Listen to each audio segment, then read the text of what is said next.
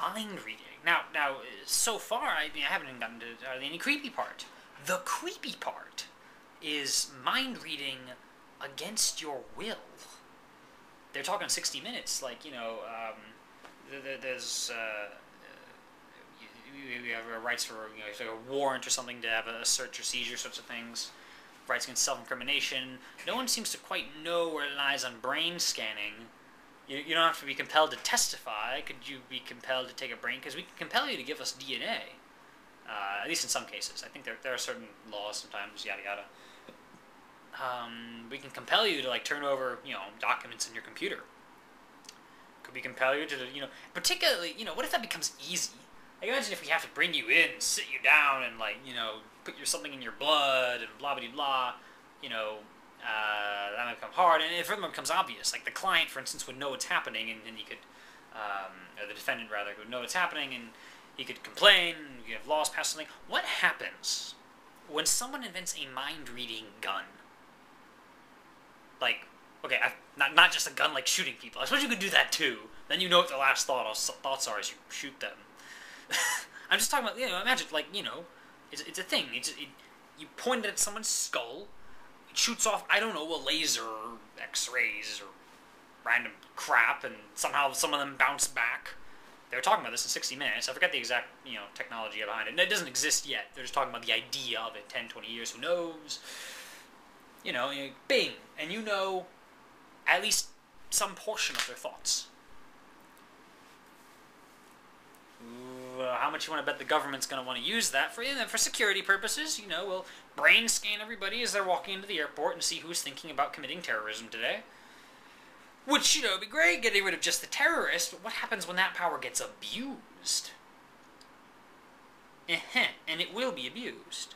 I mean, every new technology gets abused at least a little bit. Right?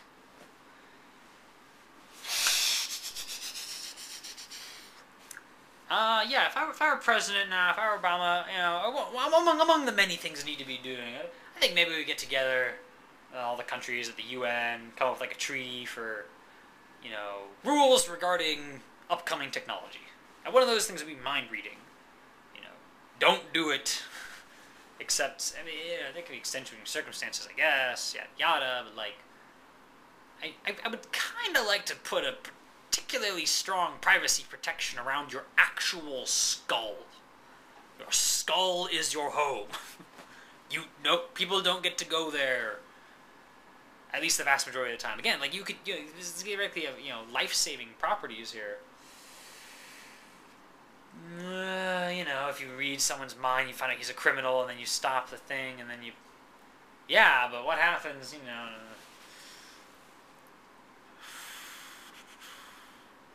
Various companies, you know, start installing like mind readers in their stores, and zap zap, and they know why you want to buy which product and when, which thing, and they're like finding all your weaknesses, you know, knowing what arguments will convince you to spend ridiculous amounts of money and waste your life away on their product, sort of thing.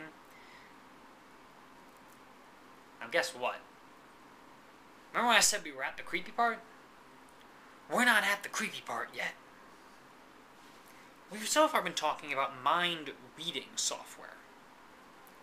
Do you know where I'm going with this? The emphasis I just put on reading a moment ago? We're at mind-reading software and hardware and technology.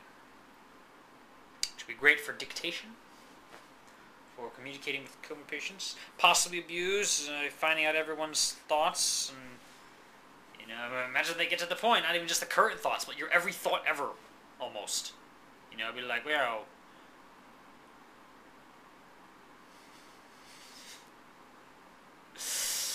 anything.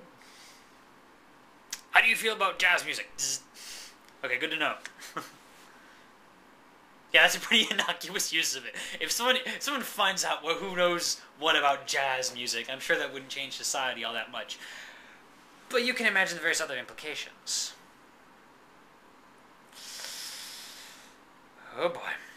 There's probably going to be some sort of mind obfuscation technology, you know? People are going to be like, hey, I don't want my mind to be read, so you put on some other hat that, like, prevents people from reading your mind. I don't know. tinfoil hats. Oh my gosh. Turns out the tinfoil hats actually do have a purpose. Or, you know, we make the crazy people wear tinfoil hats so we don't have to listen to them. Whatever that, it becomes so ubiquitous that way. I mean, we talk about even still. I backtracked a little back into the mind reading world here. Knowing someone's thoughts and then dealing with that. Let's see, so many implications. As technology has increased and such, we've already started entering an age or whatever where so much more is public than it used to be. You know, I remember first going on YouTube, for instance, and you have your channel, and when you watch something, you want to subscribe to it, and that subscription appears on your channel page. You can get rid of that box, but you can't lie. You can't make the subscription box show things that aren't actually in your subscription. And yes, you could subscribe to a bunch of stuff and simply not watch those videos. But then you'd at least have the slight inconvenience of those several subscriptions popping up in that on that front page subscription box thing and getting annoying, sort of thing. It struck me that who you're watching becomes entirely public information. And they've been introducing this active sharing thing, you know, and where you're watching right now, people can find out right now, sort of thing. Other information, movies and video games and stuff, you know, that's all easily available online illegally. But that's quickly everywhere. Where your subscription box is, that's quickly, you know, easy to find out. A lot of people got in trouble because they had something, you know, they posted on Facebook, you know, like a drinking party or whatever, and then, you know, their mom or your boss or whoever finds out, you know. You know, somebody said they were maybe entering into a dark age of privacy here. Which is quite true. Except in terms of dark age sort of implies you have the dark age and then we come out of the dark age. I don't know particularly that privacy is ever like really coming back. I mean, just, you know, the general trend is more and more information, more and more available. The positive note on that is that the dark age of privacy may coincide with the golden age of honesty. It becomes so much harder to lie. There's so many different, you know, things. Here's your blog, and here's your Facebook, and even if you don't have a Facebook, someone else will have a Facebook. Oh, then they'll have pictures of you on their thing, and they'll have, you know. So that golden age of honesty remark, that might be a possible benefit to mind reading, wherein, well, maybe we all stop hiding things from each other. You know, at least to a degree. I mean, I don't know.